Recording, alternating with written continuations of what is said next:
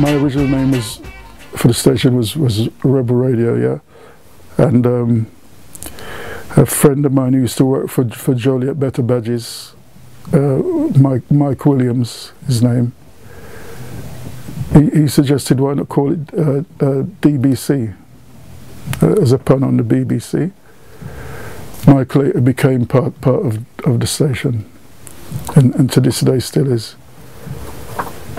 He came in playing originally African music, because we expanded from reggae to soca to African to hip hop to soul, trying to cover the spectrum of black music.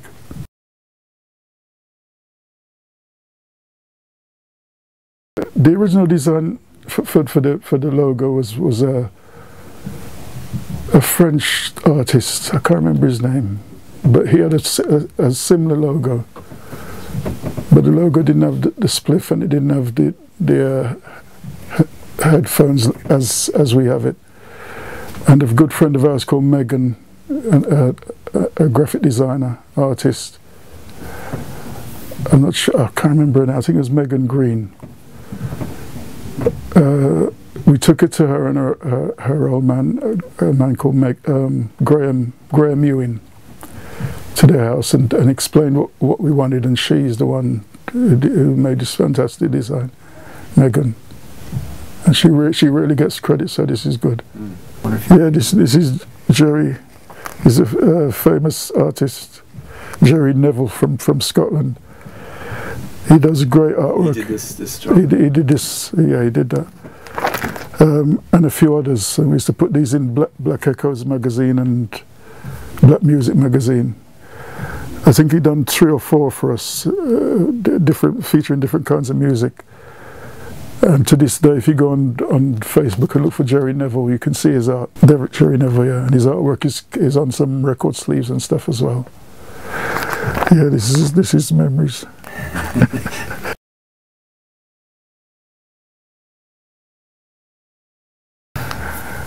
Yeah, I think the authorities definitely started to pay us attention as we became more popular, because we started appearing in all these like NME, Sounds, all these magazines were doing little stories about DBC, and a few television shows started to pick up on the station and do interviews with myself, my sister, the ranking Miss P, and so the authorities definitely were listening.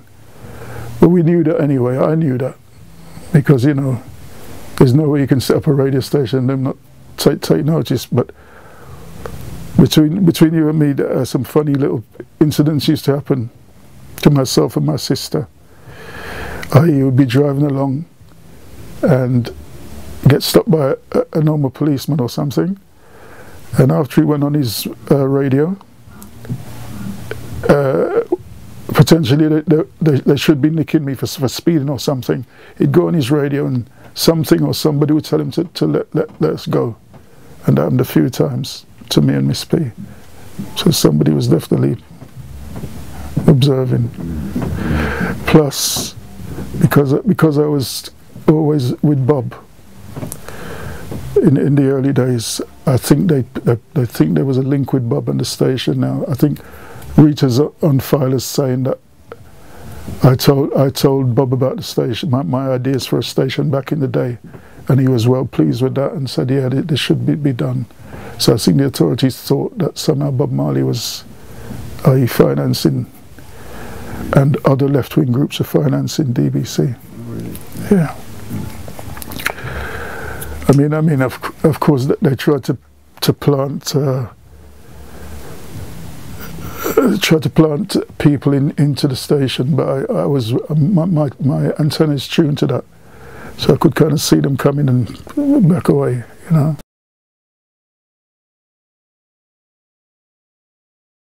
When Bob Marley came to stay in the UK after his tribulations in Jamaica, I linked up with him. I used to spend a lot of time with Bob in Chelsea. He used to have a place in Chelsea and Kings Road and that. And I used to see the Claudie Mossop, Bucky Marshall, them guys were trying to get him to come back to do this peace concert. I didn't really know who they were at the time, but I used to see him talking to those people. Cindy Bakespeare, to sing with, but me and him was cool, you know, and he actually gave me a tape of him playing the guitar and rehearsing, and some songs never got released, but it was like versions of I Don't Want to Wait in Vain and Exodus, acoustic version stuff that he had, you know. I say, I'm a DJ, I play records, because he was asking me if I could play anything instrument-wise. I said, no, I'd like you to teach me to play the guitar. He said, I know so it going, I know so it going to you. So I said, well, why don't you give me a tape or something to hear you playing? He said, you have to practice. So he gave me this tape. I treasure it to this day, if I can find it. Now his last show in his last concert in the UK was in the Crystal Palace Bowl, where I was on stage with him and backstage with him. So it's very strange now. He would have known he had cancer now. Nobody else would know. Well, his close circle would know. So just before going on stage in the tent at the back, so it's me, him, and a photographer from a national paper or something. So this guy was taking snaps, and I had my little camera, one of them little 110 cameras. And I was saying, Bob, can me and you take a picture? And he said, well, boy, I don't really want to do it, you know. I don't really want to do it, but still. So I gave my camera to this pro cameraman, went and kind of stood beside Bob, and the man took the picture. Then he went on and did his show, and I was at stage. I was actually filming Super at the time from the side of the stage. Now, when the film was developed, every other picture came out except that picture. Every other picture came out, and there's no explanation. You know what I mean?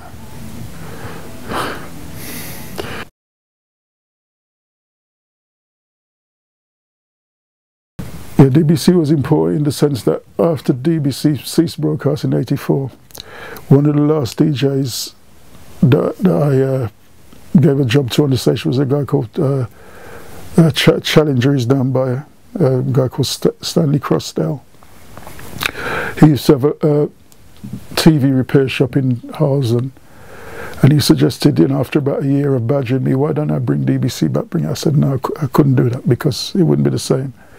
So after that we set up JB. He said, oh, I'll supply the premises, why don't we start another station? So I said, okay, we'll start one, and we called it JBC. So JBC would be the second local to Harlesden. When DBC was on, there was Kiss FM, came soon after. Gordon Mack, who used to run Kiss FM, and myself used to get our transmitters built by the same person, so we knew each other. And the way DBC was different was, at that time we were at the end of the band. It was like 103.8 right down the end, just clear space. So if you wanted to, you'd have to come down that way.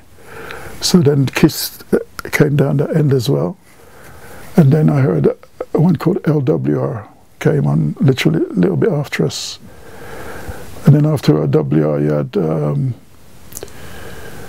Invicta, I think it was called Invicta, and a few others. So those are the early ones that started to come, and then more localized ones for certain areas that we couldn't hear in like northwest London, but they'd be heard in East London. Smaller stations came about. So yeah, DBC was very important in starting that movement.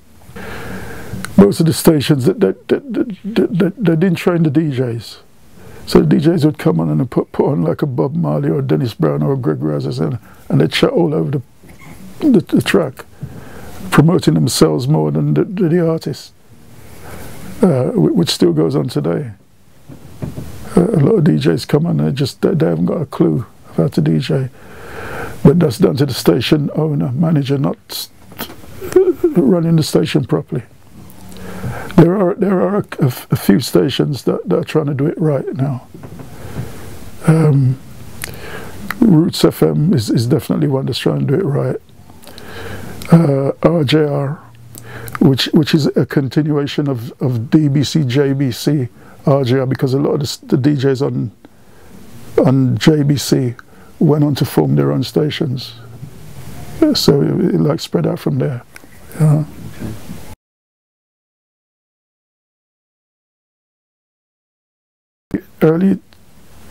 stations that went on to become legal. I mean, DBC tried to get legality, but I think we was always too rebellious, and the image was never going to go down. But we tried. So I joined a few radio steering groups and pressure groups. I was on the steering group for what became Spectrum Radio, which was a medium-wave station, which is still on, I think. And I tried to get with a group and start a radio station called Rhythm Radio. We put our application in, etc., etc. Didn't get it. Kiss now. Gordon, I think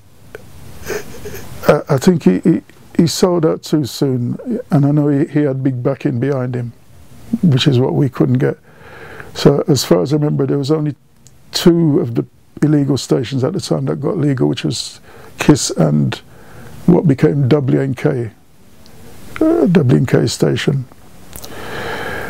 The way they ran the station, when they became legal, they lost the real community feel. I think Kiss kept it for a little while. Then the big business came in, and they had to go their way, which was kind of sad to me,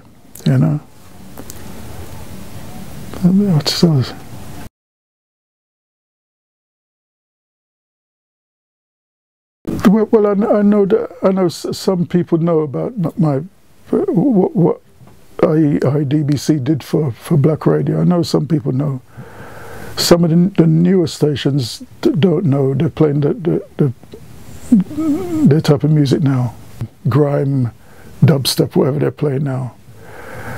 They don't know what came before. But it's a new generation, so they can't help it. Unless someone sits them down and tells them exactly what went on before them, they're not to know. I mean, I don't feel so hurt by it. It'd be nice to get proper recognition one day, and when I was doing DBC, that was always thought, one day somebody will recognize it. I was doing it for the community. So that's the main difference between DBC and most of the other stations that came after. Most were doing it for the money, and we weren't. And people say, oh, you should have made this and that out of the station, but it weren't really for that. I mean, it was using our dole money to buy equipment, transmitting equipment. It would have been good to make something out of it, because my family suffered, etc., and I myself suffered financially, But it had to be done,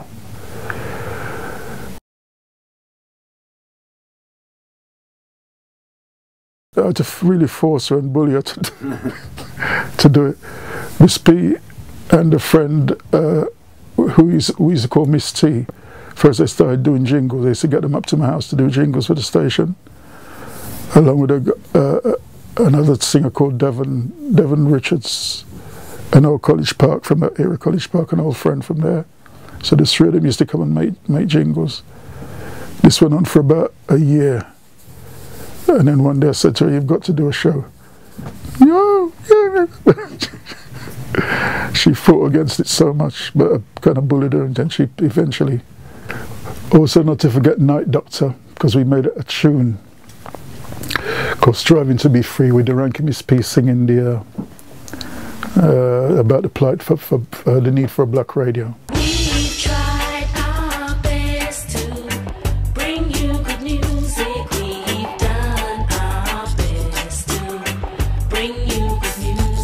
Very important. Myself doing some kind of toast on the B-side, which I hate to hear even to this day. But Night Doctor was the group. Charlie Wood was the leader of the group, and I Water, the keyboard player. Very important. And last but not least, Fifth Column, who print the T-shirts. We became great friends, us and Fifth Column. And they made the shirts with a special touch, that I'd like to say.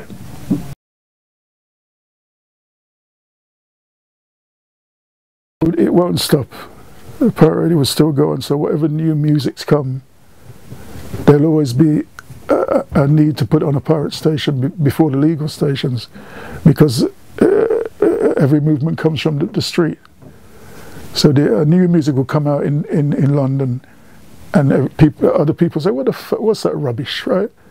But the pirates, the youths of that time will put on a pirate station and then break this music, which is what happened with the grime and so on, you know. So that's where I see pirates. Pirate won't stop. There'll always be pirates.